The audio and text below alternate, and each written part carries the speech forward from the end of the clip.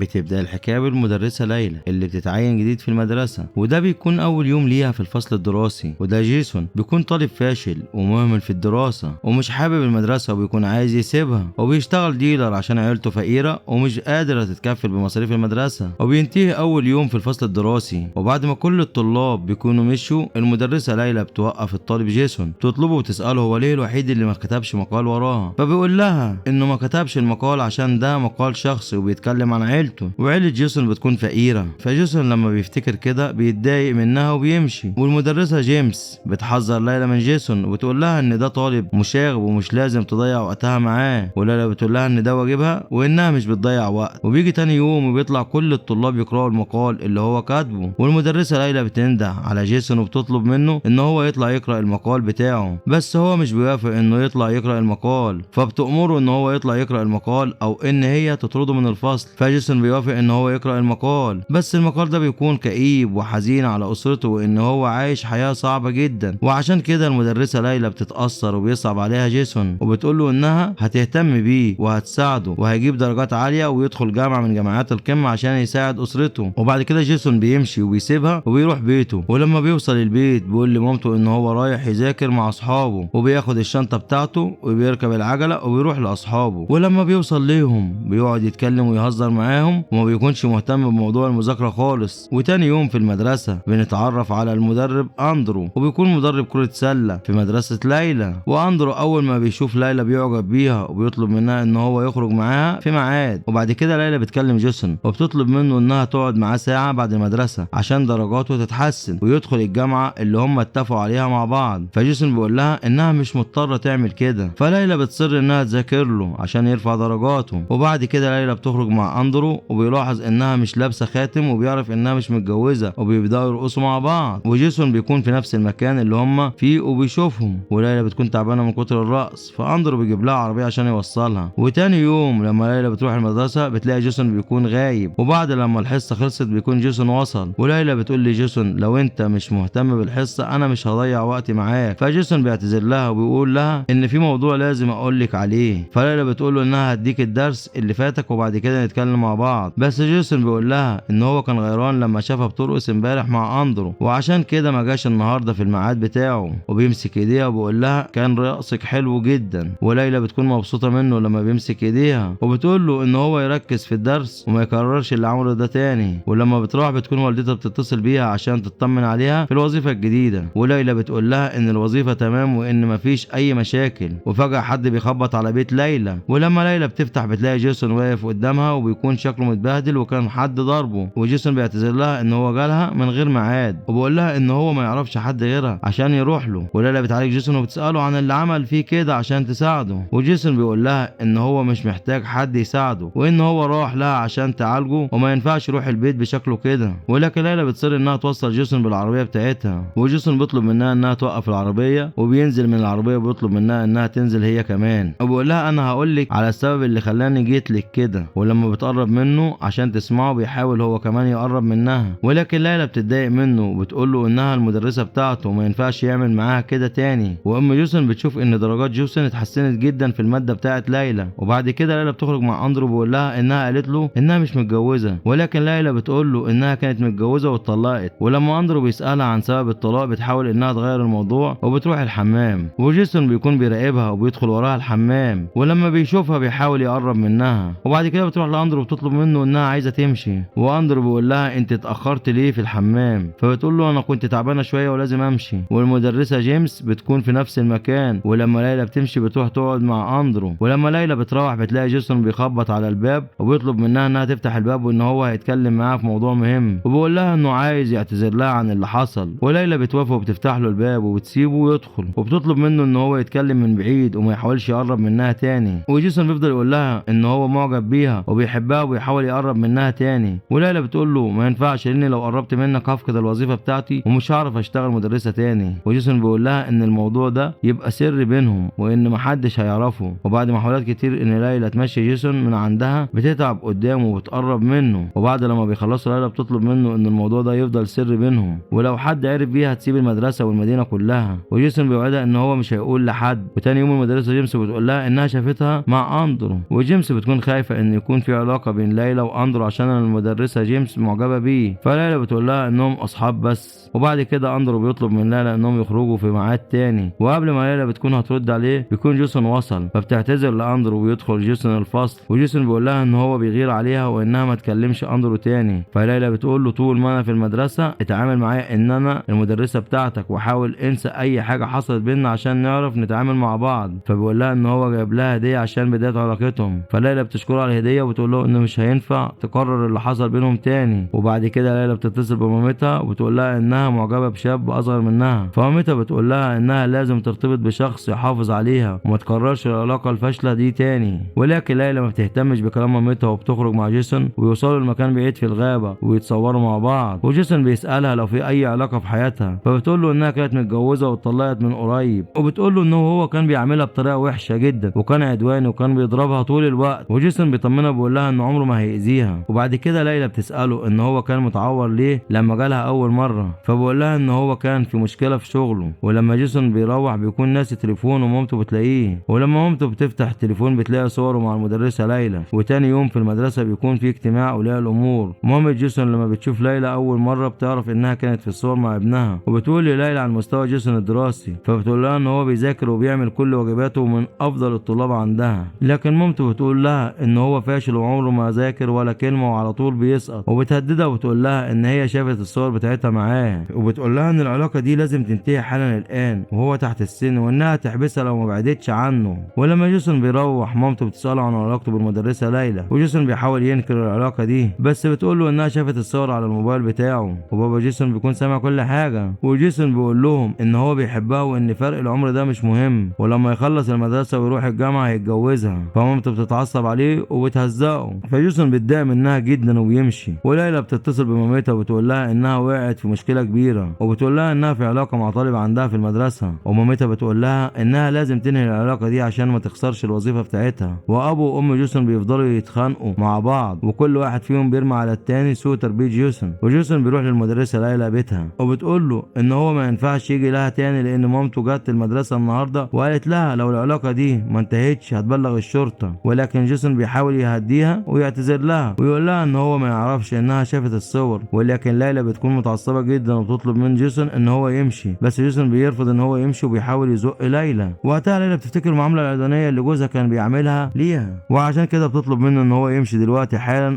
او انها هتتصل بالشرطه. وجيسون بيخاف ان الشرطه تيجي فبيمشي على طول. وليلى بتكون قلقانه وعايزه تخلص من الورطه اللي هو وقعها فيها، بس بتلاقي حد حدف لها جواب جوه الشقه. ولما بتقرا الجواب بتلاقي ان هو جيسون ويعتذر لها عن اللي حصل. وبعد كده بتلاقي باب البيت بيخبط، ولما ليلى بتفتح الباب بيكون جيسون وبيكون معاه بوكيه ورد. فبتسامحوا ليلى وبيرجعوا لبعض. وبيجي تاني يوم وجيسون بيكون عاوز يحل المشكله اللي ليلى وقعت فيها. وبتقول للمدرسه جيمس لو عرفت العلاقه دي ممكن تبلغ الشرطه، ومامته كمان هددتها بكده.